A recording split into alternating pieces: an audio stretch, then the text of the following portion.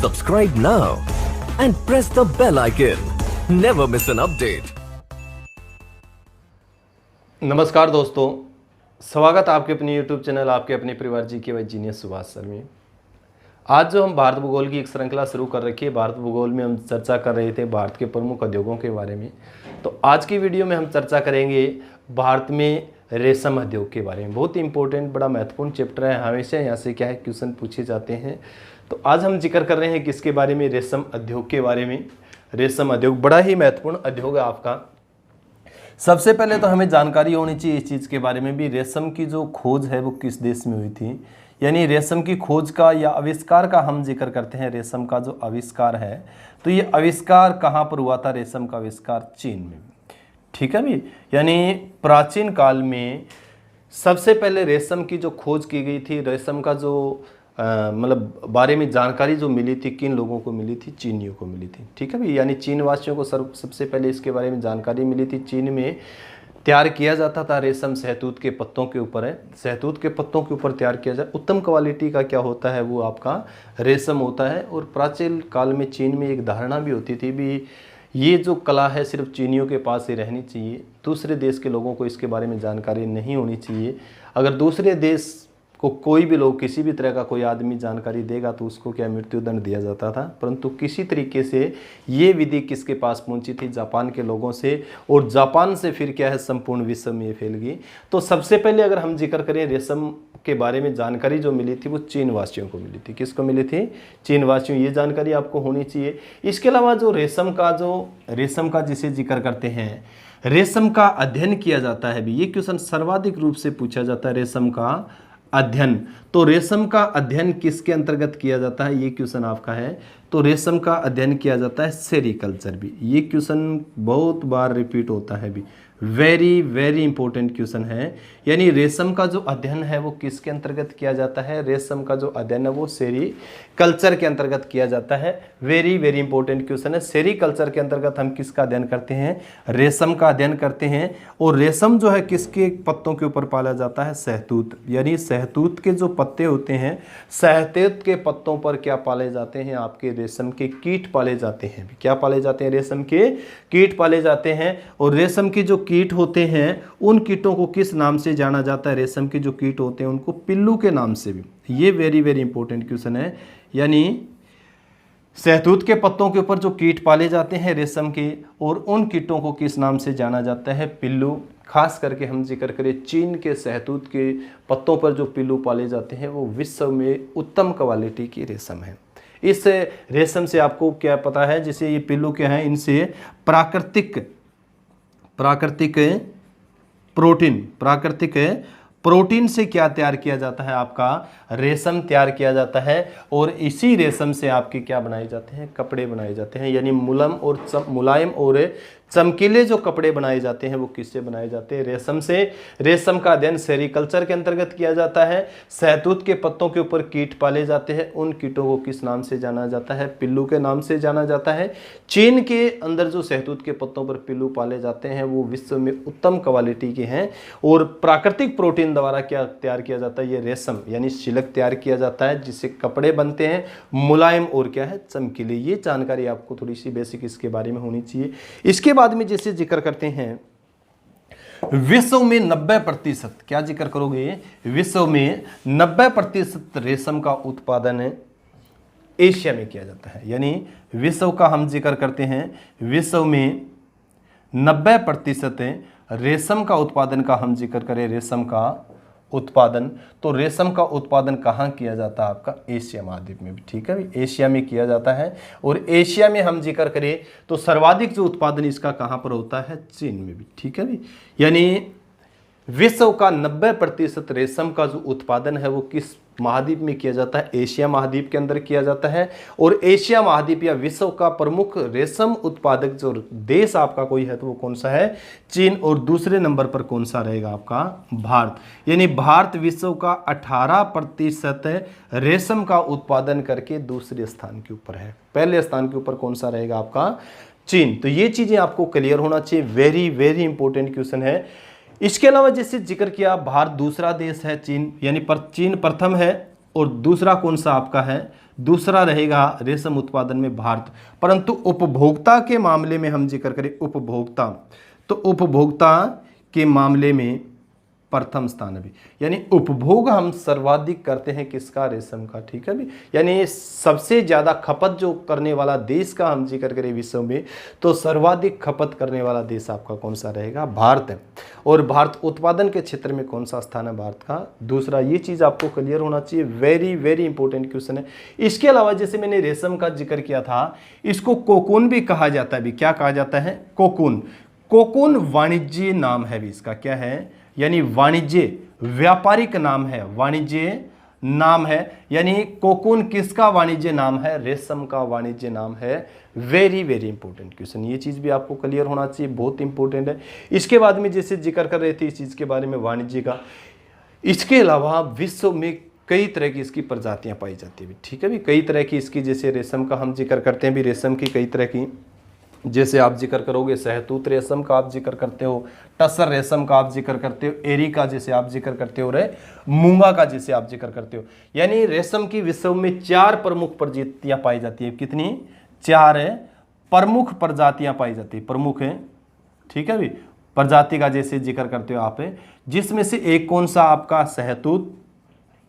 ठीक है, सहतूत है, या इसको मलबरी सिल्क के नाम से भी जाना जाता है। मलबरी सिल्क मतलब क्या होता है, आपका रेशम होता है भी, मलबरी सिल्क के नाम से भी इसको जाना जाता है। दूसरा आप जिक्र करोगे टसर, ठीक है, टसर सिल्क कहोगे इसको। और तीसरा जो आपका रहेगा एरी सिल्क भी, क्या रहेगा आपका, एरी सिल्क।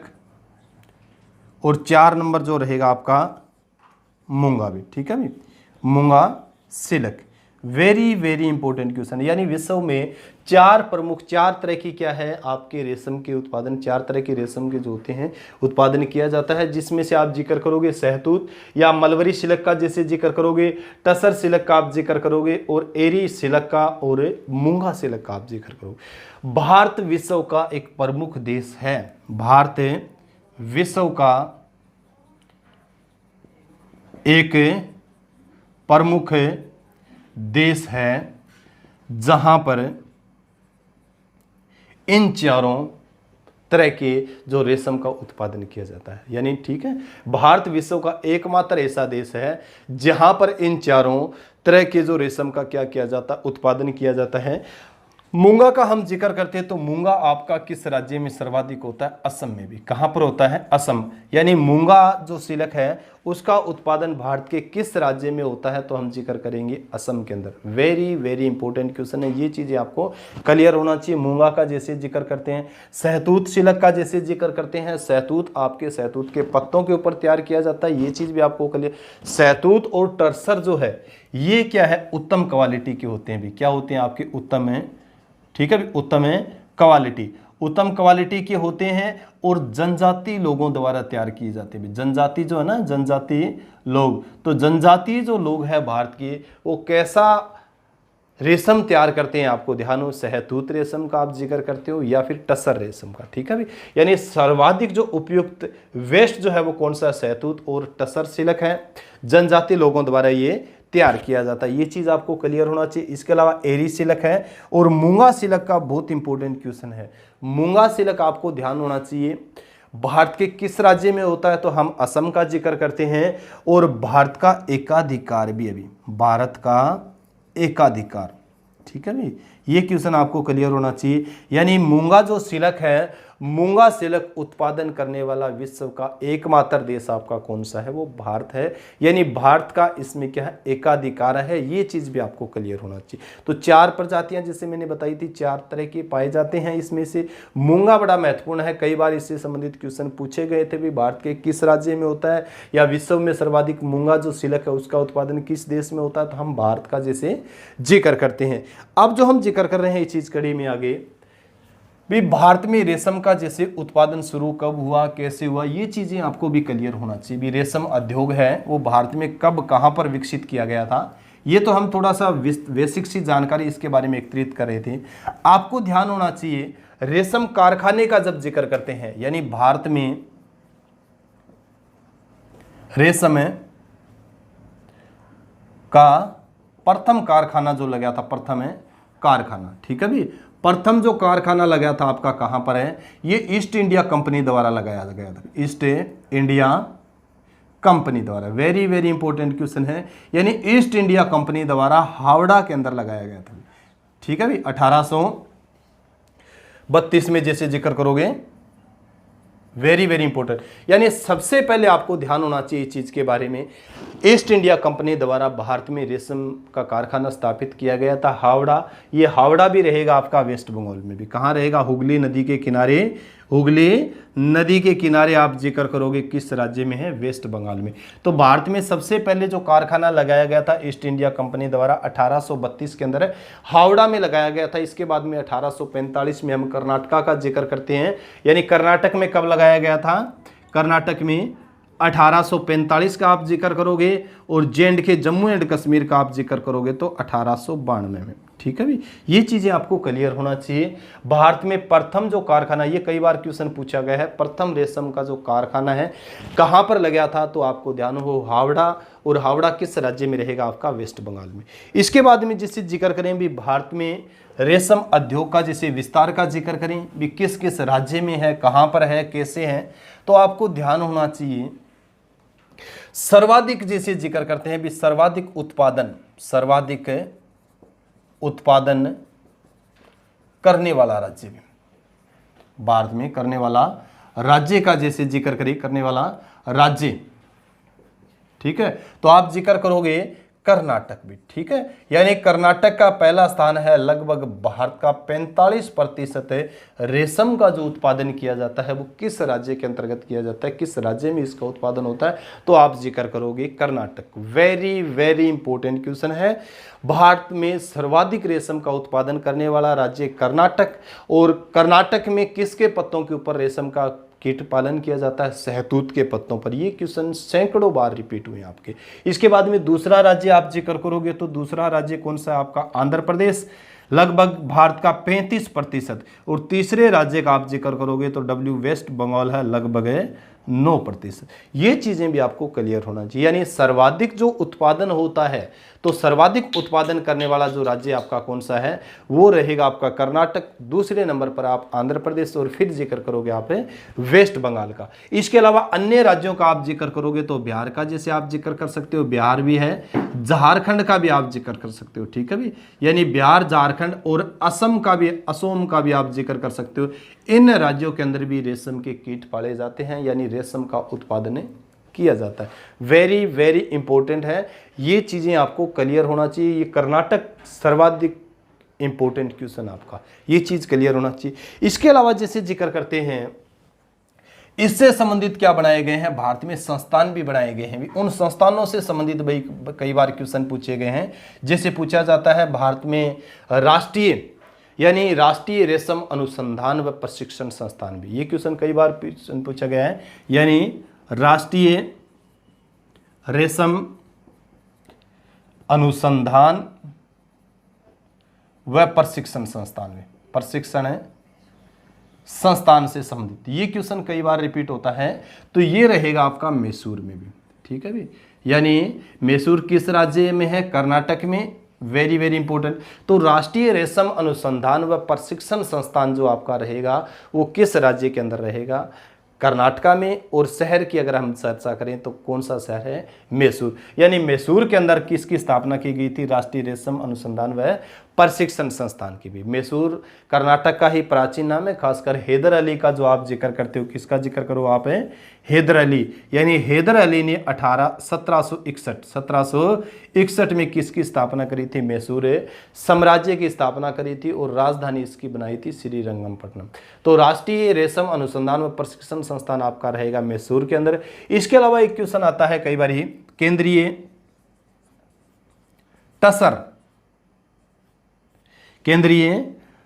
टसर अनुसंधान व प्रशिक्षण संस्थान, ये क्वेश्चन भी बहुत इंपॉर्टेंट है अभी। तो ये रहेगा आपका रांची में भी, कहाँ रहेगा आपका, रांची। यानी केंद्रीय टसर मीन्स एक क्या है, मैंने बताई थी, प्रजाति बताई थी, रेशम की जैसे क्वालिटी बताई थी। तो केंद्रीय टसर अनुसंधान व प्रशिक्षण संस्थान का हम जिक्र करते हैं तो ये भारत के किस राज्य में रहेगा, ये भारत के झारखंड में, और झारखंड में हम जिक्र करें तो रांची भी, कहाँ जिक्र करोगे, रांची, यानी रांची झारखंड में स्थित है। ये दोनों संस्थान आपको ध्यान होना चाहिए क्योंकि सर्वाधिक रूप से ये क्या है क्वेश्चन है पूछे जाते हैं इनके बारे में। इसके बाद में एक चीज क्लियर करते हैं भी, अलग अलग जैसे प्रजाति का हम जिक्र करें भी, कौन सी प्रजाति का उत्पादन सर्वाधिक किस क्षेत्र में होता है, तो आपको सबसे पहले तो आप ध्यान करोगे शहतूत का जैसे जिक्र करते हो, शहतूत जो रेशम है, ठीक है भी, शहतूत है रेशम या सिल्क का जैसे जिक्र करते हो, अलग अलग आपको क्लियर होना चाहिए। शहतूत रेशम का जो उत्पादन किया जाता है भारत में सर्वाधिक जो किया जाता है वो मैसूर का, कर्नाटक में जिक्र करोगे क्योंकि मैंने पहले ही जिक्र किया था मैसूर और कांचीपुरम भी, क्या जिक्र करोगे, मैसूर व कांचीपुरम, ठीक है भी। कांचीपुरम जब भी कभी जाओगे ना, आप तमिलनाडु का एक शहर है, और मैसूर में भी आप कर्नाटका का जो एक शहर है मैसूर, कभी भी आप जाओगे तो वहाँ पर बड़े बड़े मॉल दिखाई देंगे, मॉलों में आप जाओगे तो वहाँ पर क्या है, सिल्क यानी रेशम के वस्त्र आपको देखने को मिलेंगे। और कांचीपुरम तमिलनाडु के अंदर स्थित है, कभी कांचीपुरम के मंदिर वगैरह देखने जाओगे तो वहीं बड़े शोरूमों के अंदर, कपड़े की मार्केट के अंदर, कपड़े की दुकानों के अंदर जाओगे तो वहाँ का भी क्या है फेमस है, सिल्क यानी रेशम उद्योग बड़ा फेमस है। तो आपको क्लियर होना चाहिए इस चीज़ के बारे में। मैसूर कांचीपुरम तमिलनाडु के अंदर है, यहाँ पर आपके शहतूत की क्या है, रेशम तैयार किया जाता है शहतूत। इसके अलावा जैसे जिक्र करोगे आप टसर, नंबर 2 पर आप जिक्र करोगे टसर रेशम का जो उत्पादन किया जाता है वो किस राज्य में, सिंहभूम का जैसे जिक्र करोगे, भागलपुर का आप जिक्र करोगे, मालदा का जिक्र करोगे आप, मुर्शिदाबाद का आप जिक्र करोगे, वाद, और चंपा का आप जिक्र करोगे, ठीक है भी, चंपा। वेरी वेरी इंपॉर्टेंट क्वेश्चन है।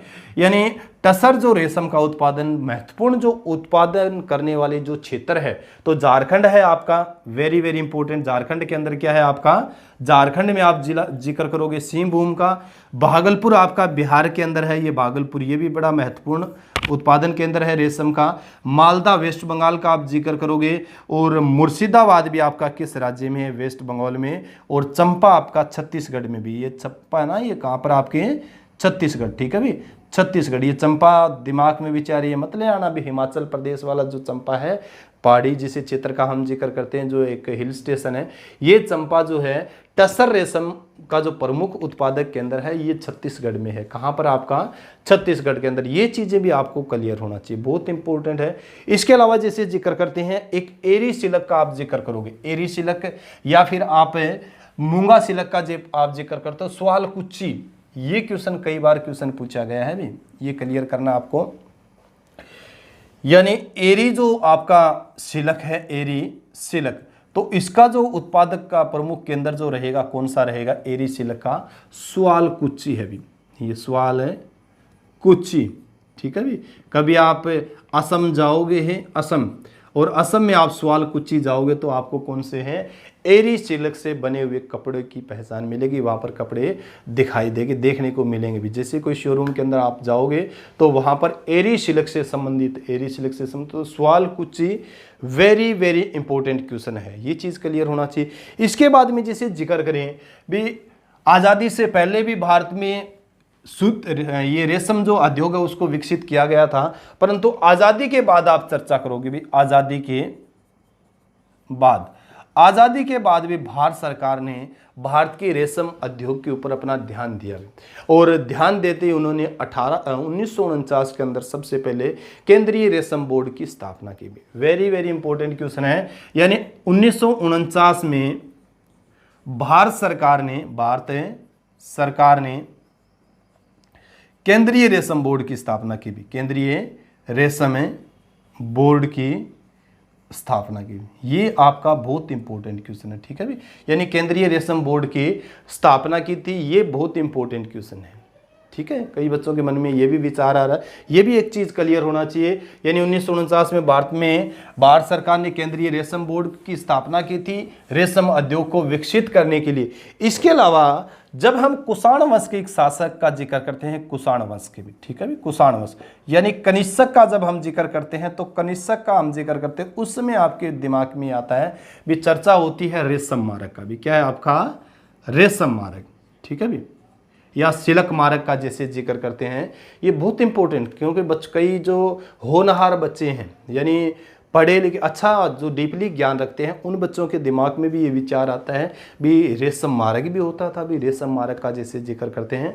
तो आपको ध्यान होना चाहिए, कुषाण वंश का जो एक बड़ा प्रतापी राजा हुआ है कनिष्क, कनिष्क के काल में हम किस मारक का जैसे जिक्र करते हैं तो आपके रेशम मारक का भी, ठीक है भी। ये जो रेशम या सिल्क जो मारक था, ये आपका ध्यान होना चाहिए, जैसे आप जिक्र करते हो यानी एशिया महाद्वीप का जिक्र करते हो, यूरोप का जिक्र करते हो और अफ्रीका महाद्वीप, यानी इन को आपस में जोड़ने वाला जो मारक था, एशिया, यूरोप, अफ्रीका और फिर एशिया को आपस में जोड़ने वाला जो मारक था। अब ये मारक दो तरह के से था, आपको ये चीज भी क्लियर होना चाहिए। एक तो आपका था थल मारक और एक था आपका जल मार्ग भी। क्या था? थल मार्ग और जल मार्ग। तो ये चीज आपको क्लियर होना चाहिए। जैसे आप एशिया में यहां से भारत का जैसे जिक्र, तो इन क्षेत्रों से क्या है, ये दूसरे देशों के साथ जुड़ा हुआ था, दूसरे महाद्वीपों के साथ जुड़ा हुआ।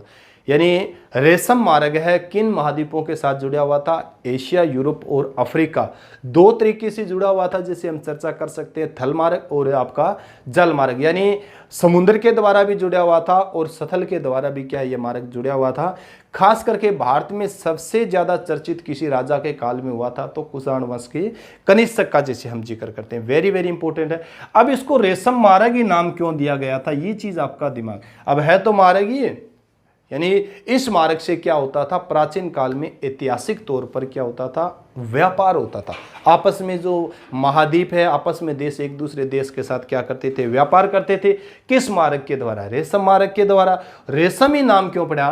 क्योंकि आपको ध्यान होना चाहिए, विश्व का सर्वाधिक रेशम उत्पादन करने वाला कौन सा देश है? चीन। तो चीन इस मार्ग के द्वारा सर्वाधिक रूप से दूसरे देशों में, दूसरे महाद्वीपों के अंदर किसका निर्यात करता था? आपको ध्यान होना चाहिए, रेशम का। इसीलिए इस मार्ग का नाम क्या बन गया आपका? रेशम मार्ग। ठीक है भी। तो ये चीज भी आपके दिमाग में विचार होना चाहिए। अच्छी बात है भी। रेशम मार्ग का जब हम जिक्र करते हैं तो रेशम मार्ग किसके समय में था? आपके कनिष्क काल में। रेशम मार्ग वास्तविक रूप से है क्या? तो रेशम मार्ग एक प्रमुख, यानी प्राचीन काल में ऐतिहासिक रूप से एक प्रमुख मार्ग था, जिसके द्वारा, जिस मार्ग के द्वारा एक दूसरे देश के साथ क्या करते थे, व्यापार करते थे। भारत का भी हम जिक्र करते हैं, भारत में मसालों का जैसे जिक्र करते हो, भारत में अलग तरह का रेशम है, अलग अलग तरह की जो खनिजों का जो व्यापार होता था, तो वो किस मार्ग के द्वारा होता था? वो भी तो रेशम मार्ग के द्वारा ही होता था। तो ये चीज आपके दिमाग में, जहन में आने चाहिए। तो आज हम जिक्र कर रहे थे भारत में रेशम उद्योग के बारे में। बड़े महत्वपूर्ण क्वेश्चन है, बहुत बार यहाँ से आपके क्वेश्चन है रिपीट होते हैं। अगर आपको ये वीडियो पसंद आई है तो ज़्यादा से ज़्यादा लाइक करें भाई, ज़्यादा से ज़्यादा शेयर करें, ज़्यादा से ज़्यादा चैनल को सब्सक्राइब करें और ज़्यादा से ज़्यादा कमेंट करके मेरे को बताने की भी कोशिश किया करो भी वीडियो आपको अच्छी लगती है या नहीं लगती। इसी के साथ जय हिंद, जय भारत।